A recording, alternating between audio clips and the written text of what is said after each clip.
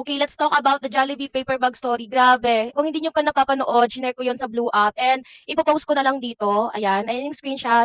Basahin nyo na lang. I-post nyo na lang yung video para mabasa nyo siya ng maayos. Anyway, going back. Ayoko talaga ako, personally, ayokong dumating sa punto na ganon, na mararanasan ko yon kasi sobrang hirap. Lumaki na ako sa hirap. Ang dami ko nang pinagdaan ng hirap in life. And ayokong dumating to the point na alam mo yon, magbibigay ako ng buhay sa mundong ito tapos gano'n yung mararanasan ko. Hindi ko ma-imagine kung gaano kasakit, gaano kahirap yung pinagdaanan ng mother na yon kasi sabi nga niya, traumatic experience yon, giving birth into a public hospital. Tapos yung partner pa niya is, 'di ba, napaka ace ho talaga.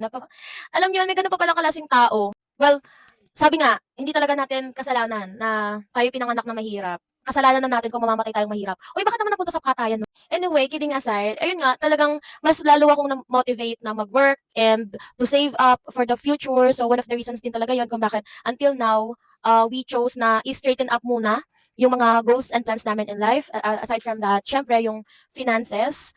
Kasi, kung dumating man yan, if magka-baby or darating yung time na I will go through the pregnancy journey, gusto ko talaga parang lahat ng kailangan ko is complete and hindi ako mahihirapan. So that's the main reason kaya talagang ganito na lang ako kung paano nagsumikap in life. Tapos yung iba diyan, "Hoy hindi, ano ba 'yan?" So ayun lang and I hope na yung sender ng confession na yon is in good hands right now in terms of okay sana siya and her baby and hopefully naman is okay siya and yung partner niya sana puwedeng mag-reconcile sila or if hindi na kaya, just leave yung man, yung partner niya. Kasi if napakasimpleng bagay na yun, di pa niya mai-share, what more na lang, 'no? But again, not to judge anyone kasi we don't know what's happening behind closed doors, 'di ba? But ayun nga, bye na, wala na akong masabi.